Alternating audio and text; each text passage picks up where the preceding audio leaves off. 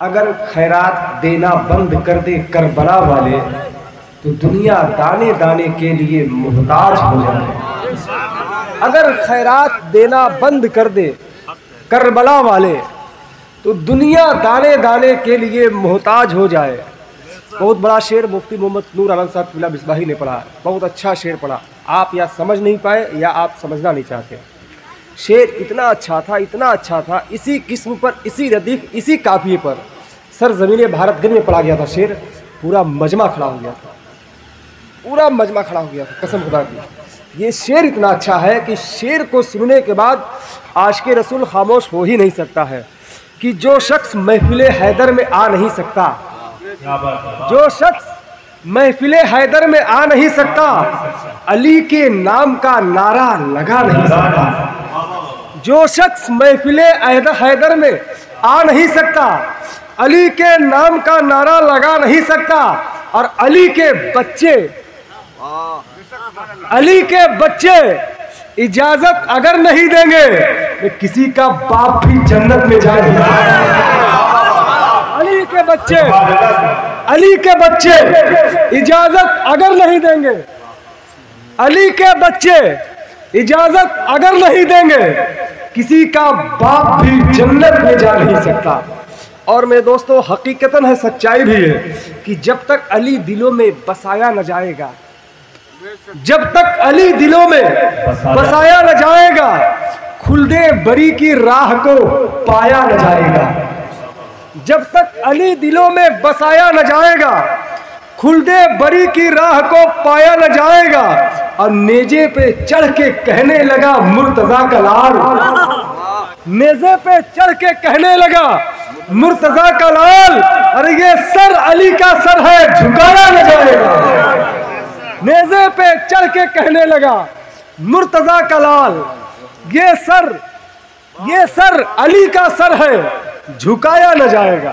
حضرات شعر بہت ہے، اب وقت کی نزاکت کو سمجھتے ہوئے پھر طریقت رہبر راہ شریعت حضور سید امجد حسنین میاں صاحب قبلہ قادری پوری آن بان شان کے ساتھ کرسی خطابت پر تشریف رکھتے ہیں۔ یہ آپ اپنی ماتھے کی آنکھوں سے دیکھ رہے ہیں کہ علی فاطمہ زہرا کے پھول آئے ہیں، علی فاطمہ زہرا کے پھول آئے ہیں، خوشا نصیب چمکتے رسول آئے ہیں۔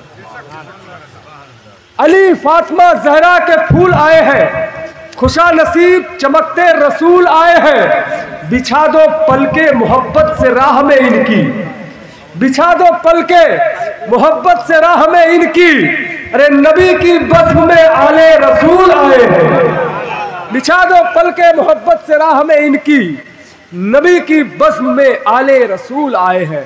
حضرات آخری گزارش اور خواہش ہے میرے دل کی کہ اپنے ہاتھوں کو، دونوں ہاتھوں کو فضاؤں میں لہرا کے نعرہ تکبیر اور نعرہ رسالت کی صداؤں کو بلند کر لیں۔ نعرہ تکبیر! پورا مجمع اپنے ہاتھوں کو اٹھائے کہ کسی بھی جنگ کا منظر ہو، وہ منظر کانپ جاتا ہے، لرز جاتی ہے شمشیریں بھی، خنجر کانپ جاتا ہے۔ جب مسلمانوں لگا کر نعرہ تکبیر تو دیکھو، قسم اللہ کی دشمن کا لشکر کانپ جاتا ہے۔ آواز بلند، نعرہ تکبیر، نعرہ رسالت، عشق محبت، عشق محبت، جشن امام حسین، فیضان امام حسین، فیضان شہدائے کربلا، فیضان سرکار امجھری، فیضان سیدنا پاک، نعرہ تکبیر۔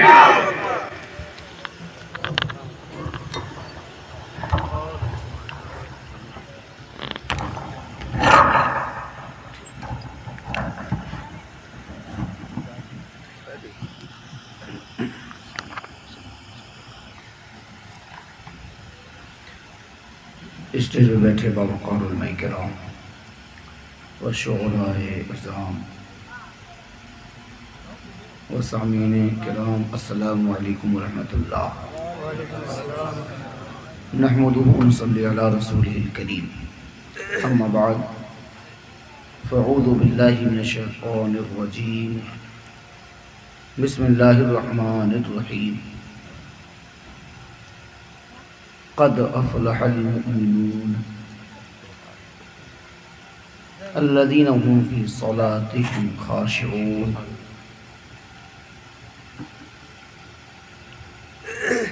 آمنت باللہ ورسولہ وصدق اللہ العظیم۔ آئیے درود و سلام کا نذرانہ عقیدت پیش کریں، پڑھیں اللہم صلی اللہ علیہ سیدنا شفیعنا نبینا مولانا محمد معدن جود الکرم وعلی آلہ بارک وسلم صلاۃ و سلام علیکہ یا رسول اللہ صلی اللہ تعالی علیہ وسلم۔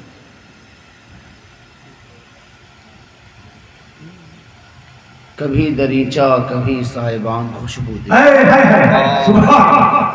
کبھی دریچہ کبھی صاحبان خوشبو دے، مکین نبی کو پکارے مکان خوشبو دے۔ کبھی دریچہ کبھی صاحبان خوشبو دے، مکین نبی کو پکارے مکان خوشبو دے۔ اور پڑھوں درود تو لب مہک مہک جائیں، پڑھوں درود تو لب مہک مہک جائیں، لکھوں درود تو قلم کی زبان خوشبو دے، لکھوں درود تو قلم کی زبان خوشبو دے۔ اور نبی کے شہر کے بادل جس کھیت سے گزر جائیں، نبی کے شہر کے بادل جس کھیت سے گزر جائیں، گیہوں مہکنے لگے اور دھان خوشبو دے۔ نبی کے شہر کے بادل جس کھیت سے گزر جائیں، گیہوں مہکنے لگے اور دھان خوشبو دے۔ پڑھوں درود تو رستے مہک اٹھے ہر سو، پڑھوں درود تو رستے مہک اٹھے ہر سو، پڑھوں سلام تو ہندوستان خوشبو دے، پڑھوں سلام تو ہندوستان خوشبو دے۔ حضرات محترم، بہت ہی لائق مبارکباد آپ تمامی حضرات ہیں کہ 1 بجنے کو ہیں لیکن پھر بھی آپ سننے کے لیے بیٹھے ہوئے ہیں، اور ہمیں اس بات کا خیال ہے کہ شاید ابھی کھانا نہیں ہوا ہے، تو یہ وقت تو ہے کہ جو کھانے کی سنت طریقے بتا دیے جائیں اور پھر اس کے بعد سنت کے مطابق کھانا کھا لیا جائے۔ لیکن اسرار ہیں، میں نے جو آیت کریمہ کی تلاوت کا شرف حاصل کیا، قد افلح المؤمنون الذین هم فی صلاتهم خاشعون۔ بے شک مومن مراد کو پہنچے، یہ ایمان والے کامیاب ہو گئے۔ قد افلح المؤمنون، بے شک مومن کامیاب ہو گئے، مراد کو پہنچے۔ اب یہ کہ کون مومن مراد کو پہنچے، ان کی صفت کیا ہے، ان کا خاصہ کیا ہے؟ تو اللہ نے فرمایا الذین هم فی صلاتهم خاشعون، ان کی پہچان یہ ہے، صفت یہ ہے، ان کی خاصیت یہ ہے، جو مومن مراد کو پہنچے، جو مومن کامیاب ہو گئے، جو مومن فلاح پا گئے، ان کی صفت یہ ہے کہ جب وہ نماز پڑھتے ہیں تو اپنی نماز میں گڑ گڑاتے ہیں، وہ روتے ہیں، خشیت الہی سے وہ تڑپ جاتے ہیں،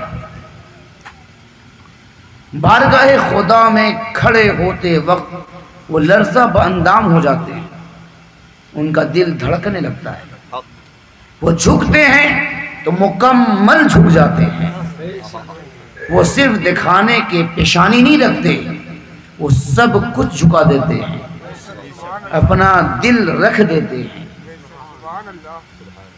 یہ وہ لوگ ہیں، ان کی صفت یہ ہے، ان کی خصوصیت یہ ہے، جو کامیاب مومن ہیں، جن کے تعلق اللہ فرماتا ہے کہ یہ مراد کو پہنچے۔ یقینی بات ہے کہ جب ہم ایمان لا چکے ہیں تو کوشش تو یہی ہونی چاہیے کہ ہم بھی مراد کو پہنچیں، ہم بھی کامیاب ہو جائیں۔ تو اللہ تبارک و تعالیٰ نے اس کی صفت بیان فرمائی کہ اس کی صفت یہ ہے، خاصیت یہ ہے کہ جب وہ نماز پڑھے تو بڑے عجز و انکساری کے ساتھ پڑھے، عاجزی کرے، گڑ گڑائے۔ لیکن سوال یہ ہے کہ اپنی نماز میں گڑ گڑائے، جب نماز پڑھے تو گڑ گڑائے، وہ نماز ہی نہیں پڑھتے تو پھر گڑ گڑانے کی بات کہاں آتی ہے؟ جب وہ نماز ہی سے دور ہے تو پھر رونے کی بات کہاں آتی ہے؟ آج کہ اس محفل میں، اس مجلس کو، اس کوشش کو، جو بڑی محنت شاقہ کے بعد اس محفل کو سجایا گیا، اس کو با مقصد بنا دے۔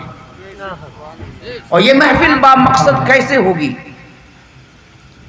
یہ کامیاب محفل کیسے ہوگی؟ یاد رکھیں، نعرے بازی سے محفل کامیاب نہیں ہوتی ہے۔ بے شک محفل کامیاب ہوتی ہے کب؟ جس محفل میں جو بتایا جائے سب مل کر اس پر عمل کرنے کی مکمل کوشش کرنے کے لیے تیار ہو جائیں، سمجھ جائیے وہ محفل کامیاب ہے۔ وہ مراد کو پہنچے، وہ مومن کی صفت اپنے اندر لانی ہے۔ صرف دکھاوے سے کام نہیں چلے گا، اور لوگوں کو بتانے سے بھی کام نہیں چلے گا کہ ہم نمازی ہیں۔ ہم نمازی سے کام نہیں چلے گا۔ اللہ نے فرمایا وہ اپنی نماز میں عجز کرتے ہیں، تواضع کرتے ہیں، انکساری سے پیش آتے ہیں۔ مطلب یہ ہوا کہ جس قدر اچھی نماز پڑھ لیں، اس نماز کے بعد بھی آپ کو اللہ کے سامنے شرمندہ ہونا چاہیے۔ رب جیسی تیری شان ہے ویسا سجدہ ادا نہ ہو سکا۔ جس سجدے کے تو لائق ہے، جس عبادت کے تو لائق ہے، ویسی عبادت میں نہ کر سکا۔ جائے کہ ہم نماز پڑھ کر سینہ کڑ کر چلیں کہ اب مجھ سے بہتر تو کوئی نہیں۔ نماز پڑھ کر یہ باور کرائیں کہ ہم تو نمازی ہیں اور آپ لوگ کچھ بھی نہیں ہیں۔ نہیں، اللہ نے فرمایا کہ تواضع کے ساتھ آؤ۔ یہ ان کی مومن کی صفت ہے، کامیاب مومن کی صفت ہے۔ اس کے بعد ایک آیت ہے جس میں ایک صفت اور بیان کی گئی، لیکن وہ تقریر لمبی ہو جائے گی۔ تو تواضع کیا ہے؟ مومن کی صفت کیا ہے؟ وہ رب کے سامنے مکمل جھک جاتا ہے۔ ایک بندے کی خصوصیت یہ ہونی چاہیے کہ جس رب کے سامنے وہ جھکا تو اپنے کان کو دیگر آوازوں سے بے نیاز کر لے، دیگر آوازوں سے بے نیاز کر لے، اپنے دماغ کو باہر کے دنیا کے سوچ سے خالی کر لے، دل میں دنیا کی کوئی بات آنے نہ پائے، اس کا اہتمام کرے۔ اس لیے کہ جب بندہ مومن بارگاہ خدا میں جھکتا ہے اور ذرا سی بات باہر کا سوچتا ہے تو اللہ پکار کر کہتا ہے، بندے کیا مجھ سے بہتر تجھے ملا جو کے بارے میں سوچتا ہے؟ بندہ اللہ پکار کر کہتا ہے، بندے تو کس کی سوچ رہا ہے؟ تو کس مالک کی بات کر رہا ہے؟ تو کس سے خوف کھا رہا ہے؟ تو کس سے ڈر رہا ہے؟ میں حاکم، میں مالک، میں رازق، میں پیدا کرنے والا، میں موت دینے والا، ہم سے بڑا کون ہے جس کے طرف تو توجہ کر رہا ہے؟ میں تیرا رب، میری طرف توجہ کر۔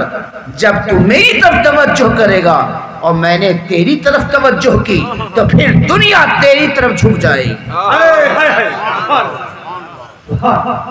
تو ہم نماز کی پابندی کریں، اور نماز کی پابندی کریں اہتمام کے ساتھ، پابندی کریں اہتمام کے ساتھ۔ اہتمام کیا ہے؟ نماز کا اہتمام یہ ہے کہ جب آپ غسل کرنے لگیں تو آپ کے ذہن میں ہو یہ عام غسل نہیں ہے، اسی غسل کی طہارت سے بارگاہ خدا میں کھڑا ہونا ہے، ایسے پاک ہونا ہے کہ نبی کی سنت کیا ہے، کیسے غسل کریں جو غسل اللہ کی بارگاہ میں کھڑے ہونے کے لائق بنا دے۔ پانی کا اہتمام کریں، پانی غسل کے لائق ہے یا نہیں ہے، اس لیے کہ یہ پرندوں کا نہانا نہیں ہے، یہ جانوروں کا نہانا نہیں ہے، یہ کافروں اور مشرکوں کا، یہود و نصارہ کا نہانا نہیں ہے کہ بدن کا میل چھٹ جائے وہی ان کے لیے کافی ہے، نہیں، مجھے تو وہ غسل کرنی ہے جو غسل بارگاہ خدا میں کھڑے ہونے کے لائق بنا دے، پاک کر دے، پاک کر دے۔ آج ہمارا سوکھا ہاتھ بالٹی کے مگ میں مگ کو لینے کے لیے ڈالتے ہیں، جیسے ہی سوکھا ہاتھ اندر گیا پانی مستعمل ہو گیا، استعمال کیا ہوا پانی ہو گیا، اس پانی سے آپ کا اتنا ہاتھ دھل گیا۔ اس کو آسان لہجے میں یہ سمجھیں کہ آپ ایک بالٹی خالی ہو اور دوسرے پانی سے آپ ہاتھ اتنا دھوئیں کلائی تک، اور اس پانی سے کہیں کہ آپ نہائیں، تو کیا آپ نہائیں گے؟ نہیں نہائیں گے۔ تو اچھے پانی میں بھی آپ نے سوکھا ہاتھ ڈالا تو اس پانی سے آپ کا یہ ہاتھ دھل گیا، پتہ کیا چلا وہ پانی کون سا ہے جس سے آپ نے اتنا ہاتھ دھویا ہے۔ اب اگر آپ پر غسل واجب ہے تو ویسے ایک ڈرام پانی سے آپ نہا لیں، پاک نہیں ہوں گے، پاک نہیں ہوں گے۔ پاک ہونے کے لیے مائع مستعمل نہیں بلکہ آپ کو مطہر پانی چاہیے جو پاک ہو اور آپ کو پاک کر دے۔ ویسے پانی کی ضرورت ہے جو خود پاک ہو اور آپ کو پاک کر دے، اس پانی کا اہتمام ہوگا، اس پانی کا اہتمام کیجئے۔ ہم کیوں اہتمام نہیں کرتے، کیوں نظر انداز کر دیتے ہیں؟ اس لیے کہ ہمیں بارگاہ خدا میں یا تو کھڑا ہی نہیں ہونا ہے، اور اگر کھڑا ہونا ہے تو پھر گڑ گڑانا نہیں ہے۔ صرف نماز پڑھ کر ہمیں ایک کام ہے جو کر لینا ہے، اگر خدا کو راضی کرنے کی بات آ جائے تو ہمیں وہیں سے اہتمام کرنی ہوگی۔ اور پھر یہی بندہ جو خدا کی بارگاہ میں کھڑے ہونے کے لیے طہارت کا اہتمام نہیں کرتا ہے، جب بازار میں آتا ہے تو کپڑے کا اہتمام دیکھیے، ایک گنجی لینے کے لیے، ایک بنیان لینے کے لیے 100 بنیان نکال ڈالتا ہے، ایک اپنے بچے کی چٹی لینے کے لیے آدھا گھنٹہ لگاتا ہے، ایک اپنی ٹوپی لینے کے لیے وہ دن بھر مارکیٹ گھومتا رہتا ہے، ایک بچی کی شادی کے لیے 2 مہینے میں اس کے مارکیٹنگ پورے نہیں ہوتے ہیں۔ اہتمام تو یہاں ہو رہا ہے، وقت آپ کے پاس ہے، لیکن دنیا کے لیے ہے، خدا کو منانے کے لیے نہیں، رب کو راضی کرنے کے لیے نہیں ہے، اس کے سامنے گڑگڑانے کو نہیں ہے۔ اس لیے یہ دنیا کے سارے لوازمات میں جو آپ وقت خرچ کرتے ہیں، پیسہ جو خرچ کرتے ہیں، یہ یہیں ختم ہو جاتا ہے۔ اور اگر صرف اس نیت سے آپ نے پانی کا اہتمام کیا، اس نیت سے اپنے پانی کا اہتمام کیا کہ ہمیں ویسا غسل کرنا ہے جس سے خدا کی بارگاہ میں کھڑے ہو سکیں، نماز پڑھنے کے لائق ہو سکیں، تو جانتے ہیں غسل ہی سے نماز کا ثواب ملنا شروع ہے، غسل ہی سے۔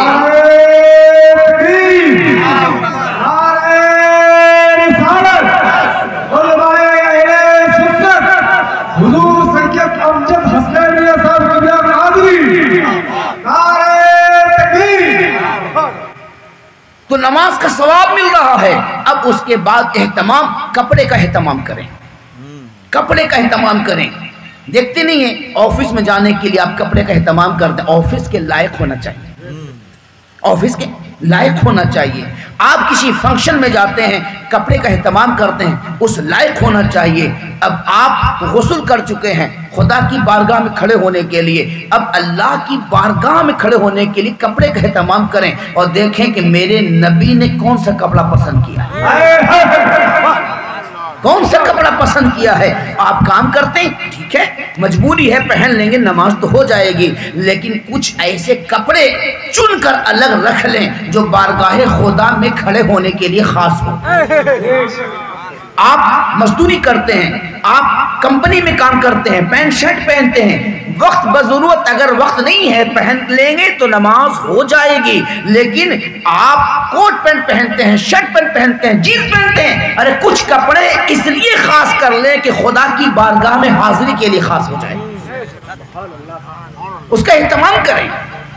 آج ہمارا نوجوان چرند و پرند جانور کے نقشے بنے ہوئے کپڑے پہن کر رب کی بارگاہ میں جاتا ہے، آدھے کپڑے پہن کر جاتا ہے، اتنی ٹائٹ جنس ہوتی ہے کہ وہ صحیح سے سجدہ نہیں کر سکتا، اتنے چھوٹے اس کے ٹی شرٹ ہوتے ہیں کہ جھکے تھے اس کے پیٹھ کا زیادہ حصہ نظر آ جائے۔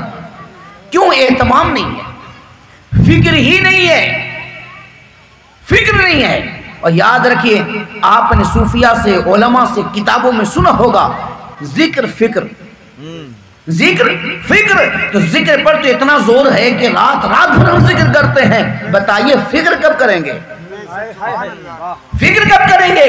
ذکر یہ ہے کہ نماز کے لیے ناپاک اگر ہے تو غسل واجب ہے، یہ بتانا ذکر ہے، لیکن پانی کیسا ہونا چاہیے یہ فکر ہے، پانی ٹھیک ہے یا نہیں ہے یہ فکر ہے، پانی لائق ہے کہ نہیں یہ فکر ہے۔ ایسا نہیں ہے کہ جو ملا نہا لیا، جیسا رہا ڈال لیا، نہیں، اس لیے کہ یہ صرف آپ کو صاف کرنے کے لیے نہیں ہے، بارگاہ خدا میں کھڑے ہونے کے لائق بنانے کے لیے، اس کا اہتمام ہونا چاہیے۔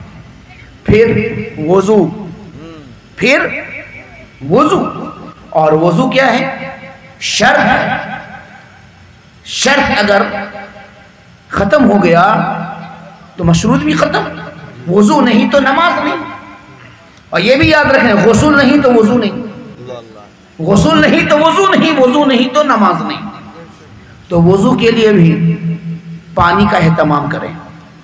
آج کل اکثر لوگ ڈرم میں پانی جمع کرتے ہیں، رکھ سکتے ہیں، لیکن اس سے نکالنے کے لیے ایسے مگ کی ضرورت ہونی چاہیے جس کے پکڑ کر آپ لیں اور آپ کی انگلی نہ ڈوبے، ایسے مگ کی ضرورت ہے، اس میں ہاتھ نہ ڈالیں، اس میں ہاتھ نہ ڈالیں۔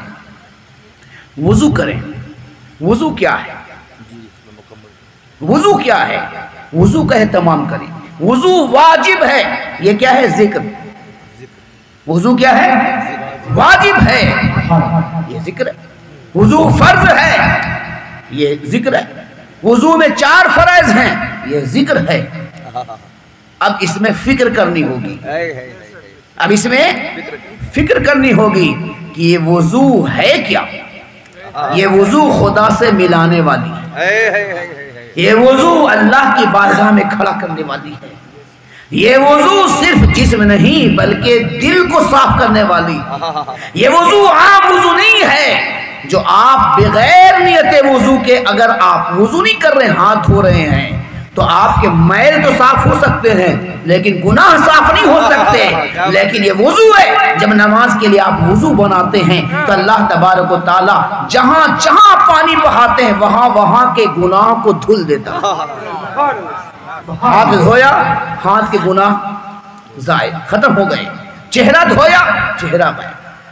اور آگے بڑھ کر حضور اکرم صلی اللہ تعالی وسلم فرماتے ہیں چونکہ غسل میں 4 واجب ہیں، 4 فرض ہیں، چہرے کا دھونا، ہاتھ کا کونے سمیت دھونا، مسح کرنا، پیر کا دھونا، اور گناہ تو اور جگہ سے ہو سکتے ہیں۔ تو میرے آقا فرماتے ہیں کہ اگر بسم اللہ الرحمن الرحیم پڑھ کر اگر کوئی وضو کرے گا، بغیر بسم اللہ کے کرے گا، تو جہاں جہاں دھوئے گا وہاں کے گناہ دھل جائیں گے، اور بسم اللہ الرحمن الرحیم پڑھ کر کرے گا تو پورے بدن کے گناہ دھل جائیں گے، پورے بدن کے گناہ دھل جائیں گے۔ اس لیے بسم اللہ الرحمن الرحیم پڑھ کے وضو کریں۔ اب وضو کرنے کے لیے تیار ہو رہے ہیں، فکر کرنی ہے، فکر کرنی ہے کہ وضو کا پانی صحیح ہے کہ نہیں۔ تو وضو کے پانی کے صحیح ہونے کے لیے 3 چیزیں ہیں، 3 چیزیں ہیں، رنگ، بو، مزہ۔ یعنی پانی کا رنگ پانی کی طرح ہونا چاہیے، مٹیلا اور گندا نہیں ہونا چاہیے۔ بو یعنی اس کا مہک صحیح ہونا چاہیے، ایسا نہ ہو کہ بدبو آئے۔ مزہ اس کا صحیح ہونا چاہیے، ایسا نہ ہو کہ اس میں کسی نے نمک ڈال دیا ہے، کہ شکر ڈال دیا ہے، کہ شہد ڈال دیا ہے، اس سے وضو نہیں ہوگا۔ تو رنگ، بو، مزہ۔ اب دیکھیے پانی لے کر وضو کے لیے آپ بیٹھے تو پانی سامنے نظر آ رہا ہے، اب اسے وضو کرنا ہے، لیکن یہ ذکر والوں نے بتایا ہے، اب آپ کو اس میں فکر کرنی ہے، فکر کرنی ہے۔ پانی تو صاف و شفاف نظر آ رہا ہے، لیکن پتہ لگانا ہوگا کہ اس کا بو صحیح ہے کہ نہیں، مہک صحیح ہے کہ نہیں، اس کا مزہ صحیح ہے کہ نہیں، مزہ صحیح ہے کہ نہیں، اس کا رنگ صحیح ہے کہ نہیں، دیکھنا ہوگا۔ اسی دیکھنے کے لیے میرے آقا نے فرمایا، میرے آقا نے فرمایا فرض تو 4 ہیں، مگر 4 کو ادا کرنے کے لیے پہلے میری سنت ادا کرو، تاکہ ذکر کے ساتھ فکر میں شامل ہو۔ 3 سنت ادا کرو، 3 سنت ادا کرو۔ کیا؟ پہلے ہاتھ دھوو کلائی تک، کلی کرو 3 بار، ناک میں ڈالو پانی 3 بار۔ کیوں؟ قرآن نے تو کہا یا ایھا الذین آمنوا اذا قمتم الی الصلاۃ فاغسلوا وجوہکم وایدیکم الی المرافق وامسحوا برؤوسکم وارجلکم الی الکعبین۔ چہرے کو دھوئیے، ہاتھ کو دھوئیے، مسح کیجئے پہلے۔ یہ 3 کیوں؟ اگر 3 ہیں بھی تو فرض کے بعد ہونی چاہیے، پہلے کیوں؟ کیا بات ہے؟ بعد میں ہونی چاہیے، پہلے کیوں؟ پہلے اس لیے تاکہ پتہ چلے کہ فرض کے لائق پانی ہے، فرض کے لائق پانی ہے یا نہیں۔ ایک بار ہاتھوں میں پانی لیا، ہاتھوں میں پانی لیا، اسی لیے کہا گیا کہ وضو کرتے وقت بات نہ کرو، وضو کرتے وقت بات نہ کرو، اسی لیے کہ اگر بات کریں گے جب تک آپ وضو کرتے رہتے ہیں اللہ کے رحمت کے فرشتے ثواب لکھتے رہتے ہیں، اور جیسے ہی آپ وضو کے درمیان آپ نے کلام کر لیا اسی وقت لکھنا بند کر دیتے ہیں۔ اتنا خاص بات کہ وضو میں جو کہ کوئی بات نہیں ہے، کوئی تلاوت تو ہے نہیں، کیوں؟ تاکہ اگر بات کرتے رہو گے تو بھی دیکھو گے کیسے کہ پانی کیسا ہے، بات اگر کرتے رہو گے تو دیکھو گے کیسے کہ پانی کیسا ہے۔ ہاتھ میں پہلے پانی لو اور دیکھو پانی کیسا ہے، اچھا ہے، ایک بار دھو، ایک بار پتہ نہیں چلا 2 بار دھو، 3 بار پتہ نہیں چلا 3 بار دھو۔ اگر رنگ پتہ نہیں چلے گا 3 بار دھونے میں ہاتھ پر تو اثر آ ہی جائے گا کہ لال تو نہیں ہو گیا، کالا تو نہیں ہو گیا، ہرا تو نہیں ہو گیا، رنگ تو نہیں لگا ہوا ہے، ہاتھ کا پتہ چل گیا، ہاتھ دھونے سے پتہ چل گیا کہ پانی کا رنگ صحیح ہے۔ اب میرے نبی نے کہا کلی کرو تاکہ پتہ چلے اس کا مزہ صحیح ہے کہ نہیں، مزہ پتہ چلے ہے کہ نہیں۔ ایک بار میں نہیں پتہ چلا 2 بار کرو، 2 بار پتہ ہے 3 بار کرو، 3 بار کلی کرو تاکہ پتہ چل جائے کہ اس کا رنگ بھی صحیح ہے اور مزہ بھی صحیح ہے، مزہ بھی صحیح ہے۔ اور ایسے اگر تمہیں اس کے مہک کا پتہ نہیں چل رہا تو ناک میں ڈال کے دیکھو، ناک میں ڈال کے، اور کس پانی کا تو یہ اہتمام نہیں ہے، پینے کے لیے نہیں ہے، پینے کے لیے دیکھ کر پیو، دیکھ کر پیو، لیکن یہ اللہ کے قریب ہونے کا ذریعہ ہے وضو، اس لیے صرف دور سے نہیں ناک میں ڈال کے دیکھو، بدبو تو نہیں ہے، پانی خراب تو نہیں ہے۔ جب آپ اوپر چڑھا کے دیکھیں گے تو پھر پتہ چلے گا کہ ہاں اس میں مہک ہے یا نہیں ہے، تو آپ کو پتہ چل گیا کہ پانی اچھا ہے۔ جب رنگ کا پتہ چلا، مزہ کا پتہ چلا، بدبو کا پتہ چلا یا خوشبو کا پتہ چلا، جب 3 بات معلوم ہے اس کے بعد اب نبی نے کہا ادا کرو جو رب نے حکم دیا ہے، اب چہرہ دھو، اب وضو کرو تاکہ تمہارے ذکر کے ساتھ فکر بھی شامل ہو جائے۔ اب یہ اہتمام ہے، جب ہم یہ اہتمام کریں گے تب رب کے سامنے کھڑے ہوں گے، تب خشیت حاصل ہوگی، تب عزت حاصل ہوگا۔ پاکی ہی نہیں ہے تو پھر کھڑے کیسے ہوں گے؟ اس لیے ہمیں اس کا اہتمام کرنا ہوگا۔ اور دائی دعوت دینے والے کا انداز کیا ہونا چاہیے؟ ممکن ہے کہ اس کا اہتمام کوئی نہ کرتا ہو، تو اگر کوئی نہیں کرتا ہے تو کیا ہم آپ سب کو چھوڑ کر چلے جائیں؟ کوئی کرتا ہی نہیں ہے تو پھر آپ سے تعلق کیسا؟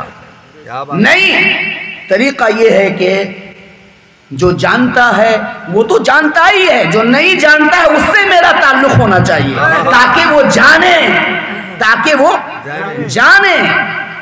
ہمیں تو اس سے تعلق زیادہ ہموار کرنا ہے جو نہیں جانتا ہے. جو جانتا ہے وہ تو جانتا ہی ہے، جانتا ہی ہے. اس لیے حکم ہے کہ گناہ سے نفرت کرو، گناہگار سے نہیں. گناہ سے نفرت کرو، گناہگار سے نہیں. آپ کوئی چوری کرتا ہے تو چوری بری بات سے نفرت کرو، لیکن چور سے اگر تم الگ ہو جاؤ گے تو چوری ہی کرتا رہے گا. اس کے قریب ہو کر اسے چوری سے باز رہنے کی کوشش کرو، اس کو سمجھاؤ. کوئی غلط کام کی طرف چلا گیا، آپ اسے اگر چھوڑ دیں گے تو وہ تو غلط ہی کام کرتا رہے گا. وہ چیز سے نفرت کیجئے اور اس سے قریب ہو کر اس غلط چیز سے اسے دور کیجئے. یہ ہر انسان کی ذمہ داری ہے، ہر مسلمان کی ذمہ داری ہے. تو ہمیں گناہ سے نفرت کرنی ہے، گناہگار سے نہیں.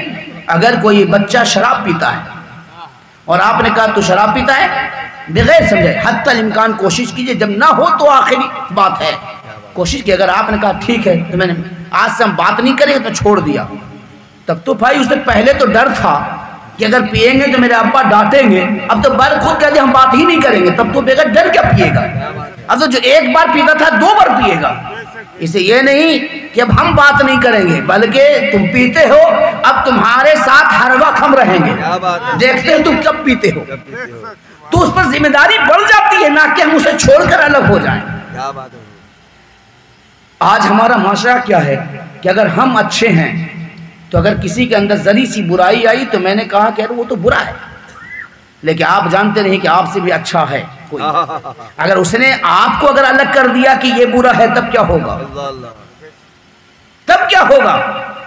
یہ کون ہے اس دنیا میں نبی اور فرشتوں کے علاوہ جو بالکل دودھ کی طرح پاک ہے، صاف ہے؟ اگر آپ اندازہ لگائیں گے تو ہم سر سے لے کر پیر کے ناخن تک گناہوں سے لت پت ہیں. لیکن یہ رب کا کرم ہے، چونکہ وہ حلیم ہے، وہ پردہ پوشی فرماتا ہے. وہ پردہ ڈالے ہوئے ہے کہ ہم آپ کے سامنے ہیں. ایک دوسرے سے کہتا ہے میرے لیے دعا کیجئے. اگر آدمی کے گناہ کے بارے میں جان جائے تو آدمی اس کے قریب نہ ہو. یہ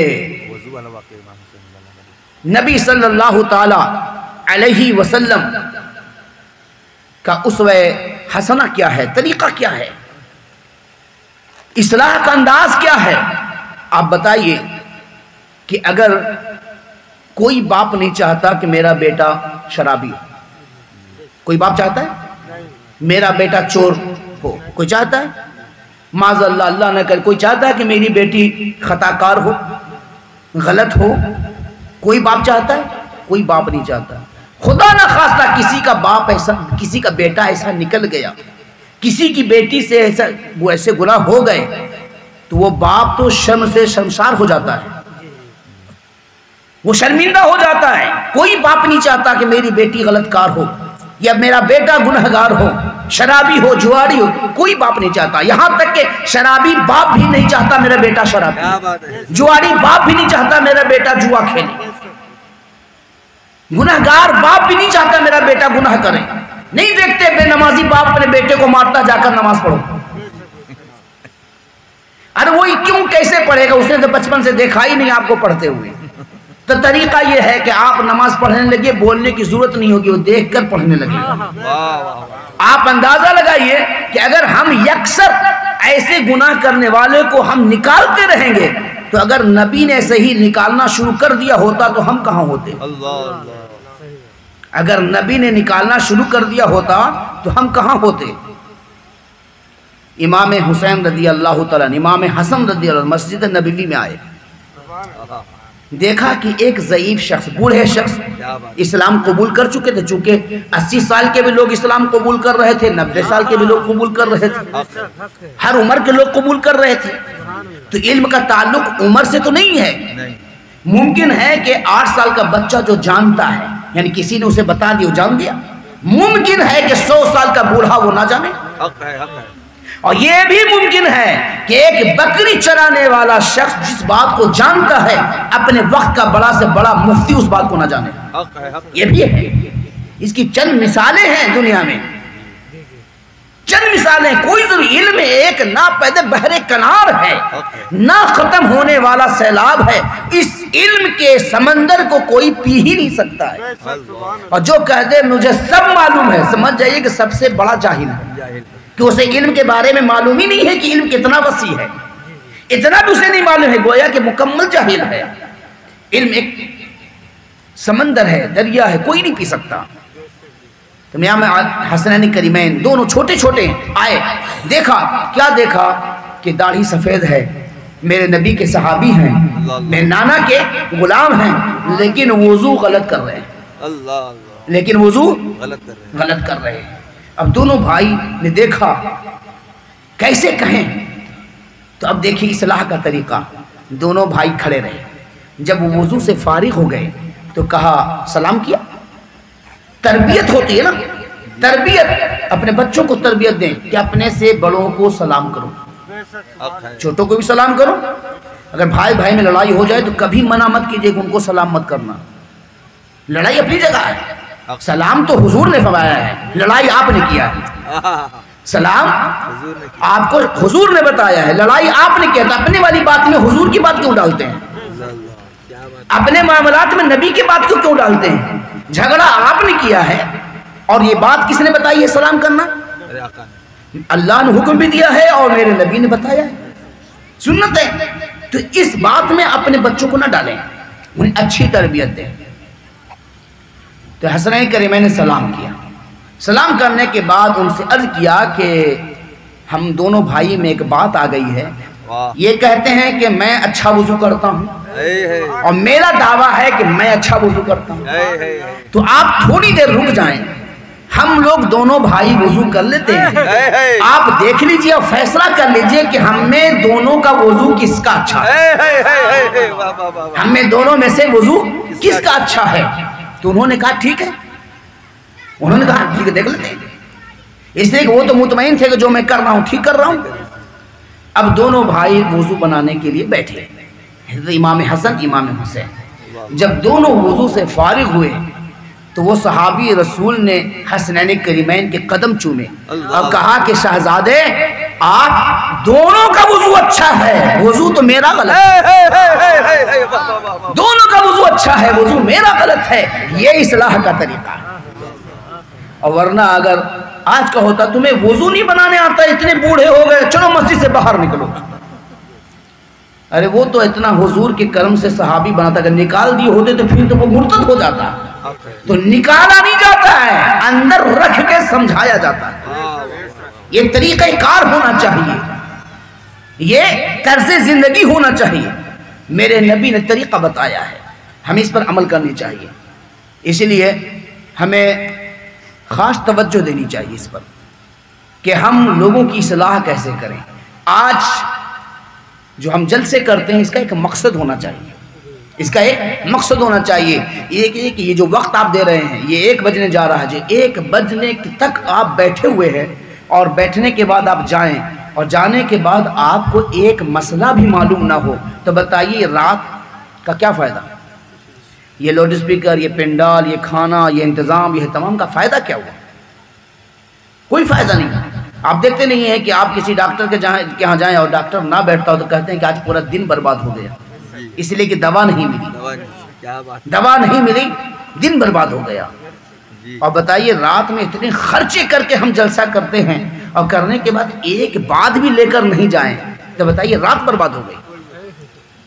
تو رات برباد نہ کریں، وقت برباد نہ کریں۔ وقت برباد کرنے کا مطلب صرف یہی نہیں کہ چوراہے پر لوگ وقت برباد کرتے ہیں، لوگ جلسے میں بھی آ کے وقت برباد کرتے ہیں، اس لیے کہ انہیں کچھ نہ سیکھنا ہے نہ سکھانا ہے نہ عمل کرنا ہے، وہ صرف یہ دیکھنے آئے ہیں کہ جلسہ کیسا ہے، جلسہ کیسا ہے۔ یاد رکھ لیجئے ہاسپیٹل دیکھنے سے مرض اچھا نہیں ہوتا، دوا لینے سے مرض اچھا ہوتا ہے، دوا کھانے سے مرض اچھا ہوتا ہے۔ بہت بڑا ہاسپیٹل ہے، آپ اسے جائیے اور دیکھیے کہ بہت اچھا ہاسپیٹل بنا ہوا ہے، اس سے آپ کے مرض میں کوئی فرق نہیں پڑے گا، جانا پڑے گا، دکھانا پڑے گا، جو ڈاکٹر بتائے اس پر عمل کرنا پڑے گا، تب مرض ملے گا۔ ہم گناہوں کے مریض ہیں، ہم کیا ہیں؟ گناہوں کے مریض ہیں، خطاؤں کے مریض ہیں، اور شریعت مصطفیٰ शरीयत मुस्तफ़ा, ये उलमा के खुतबा, ये दीनी किताबें क्या हैं? ये हॉस्पिटल की अच्छी अच्छी दवाएं हैं। इसे लीजिए, इस पर अमल कीजिए, खाइए, ताकि आपको इस मर्ज से शिफा मिल सके। सिर्फ देखने से काम नहीं सुनेगा। अब आप कहते हैं मैं सुन रहा हूं, तो सुनने से भी काम नहीं चलता है। अगर डॉक्टर कहे कि ये दवा ले लीजिए, आपने सुन लिया, तो क्या सुनने से मर सही होगा? उसे खाना पड़ेगा। जो सुना है वो दवा लेनी पड़ेगी। तो आपको बताया जाता है कि वक्त पर 5 वक्त की नमाज अपने ऊपर अल्लाह ने जो फर्ज किया है, आप इसे जरूरी समझें और पढ़ें। आप मुसलमान हैं और नमाज नहीं पढ़ते, ये ताज्जुब की बात है। ताज्जुब की बात है, मुसलमान नमाज नहीं। शेख सादी अली रहमा फरमाते हैं बेनमाजी को कर्ज मत दो, बेनमाजी को कर्ज मत दो। अर्ज किया गया हुजूर क्यों? कहा कि जो अल्लाह का कर्ज अदा नहीं करता है वो बंदे का क्या करेगा? जो अल्लाह का नहीं कर्ज अदा करता बंदे का क्या करेगा?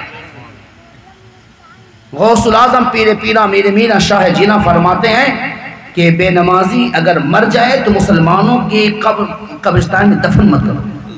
इतनी बड़ी बात कही। क्यों? इसलिए कि जो बंदा खशियत इलाही में डूबकर अल्लाह के रसूल की मोहब्बत में डूबकर रहकर जिंदगी गुजारा है, वहां गया और आप वहां भी उसके पीछे पड़े कि बेनमाजी को वहां दफन किया। अब जब उस पर अजाब नाजिल होगा तो उसका असर तो उसे भी लगेगा। अगर असर ना हो तो कम से कम देख कर तो उसे नफरत होगी। इसलिए कहा कि उसे वहां मत करो, यानी तरगीब देने के लिए कहा, तरगीब देने के लिए कहा कि इतनी बड़ी बात है। और आज हम क्या करते हैं? आजकल लोग क्या कहते हैं? हजरत फुर्सत नहीं मिलती, फुर्सत नहीं मिलती है। अब पूछा जाए काम क्या करते हैं तो कहता काम ही नहीं चल रहा है। काम भी नहीं चल रहा है, नमाज के लिए फुर्सत भी नहीं मिल रही। या आप अल्लाह से धोखा कर रहे हैं। आप किसको बोल रहे हैं कि फुर्सत नहीं मिलती?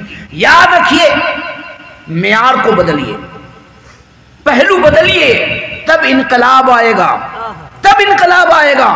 ये कहना बंद कर दीजिए कि हमें काम से फुर्सत नहीं मिलती, अगर मिलेगी तो नमाज पढ़ेंगे, ये कहना बंद कीजिए।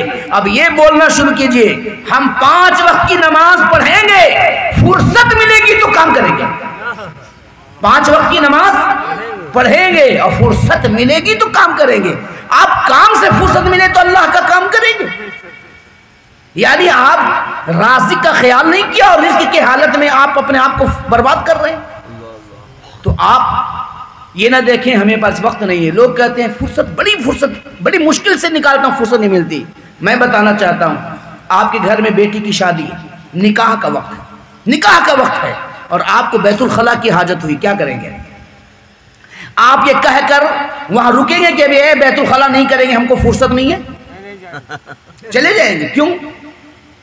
बेइज्जती हो जाएगी, कपड़ा खराब हो सकता है, कपड़ा खराब। निकाह के वक्त ये हाल है। नमाज जनाजा बाप का और उसको उस वक्त हाजत हो तो कहेगा भाई 10 मिनट रुको, हम पहले ये करके आते हैं। कपड़ा खराब हो जाएगा, बेइज्जती हो जाएगी। बताइए, ये कपड़ा खराब हो जाए उसका आपको ख्याल है? आपका रूह खराब हो रही है, उसका ख्याल नहीं। यहां के बेइज्जती का आपको ख्याल है, वहां के बेइज्जती का ख्याल नहीं है। तो हाल क्या होता है कि जिस चीज को आप जरूरी समझते हैं वो आप करके रहते हैं। आप नमाज को जरूरी समझें कि इससे जरूरी मेरी जिंदगी में कुछ भी नहीं। ये फैसला कर लीजिए कि नमाज से जरूरी मेरी जिंदगी में कुछ भी नहीं। और फिर उसके बाद देखिए नमाज पढ़िए। और जानते जब आप नमाज पढ़ने लगेंगे, जब तक किसी को किसी चीज की लज्जत नहीं मिलती तब तक उसके बारे में नहीं जानता। आप नमाज पढ़ने लगे, जब नमाज की लज्जत आपको मिल जाएगी, जब नमाज की लज्जत आपको मिल जाएगी तो फिर आपको नमाज से दूर होने को दिल नहीं चाहेगा। नमाज के अंदर वो चाशनी है, वो शीरनी है कि आप तय कर लीजिए कि हमें 2 महीना पाबंदी से नमाज पढ़नी है, एक भी नमाज नहीं छोड़नी है। जब आप 2 महीना पाबंदी से नमाज पढ़ेंगे और नमाज नहीं छोड़ेंगे तो जानते हैं 2 महीने के बाद क्या होगा? नमाज आपको नहीं छोड़ेगी, नमाज आपको नहीं छोड़ेगी। आप सोना चाहेंगे, नमाज आपको जगाएगी, सोने नहीं देगी।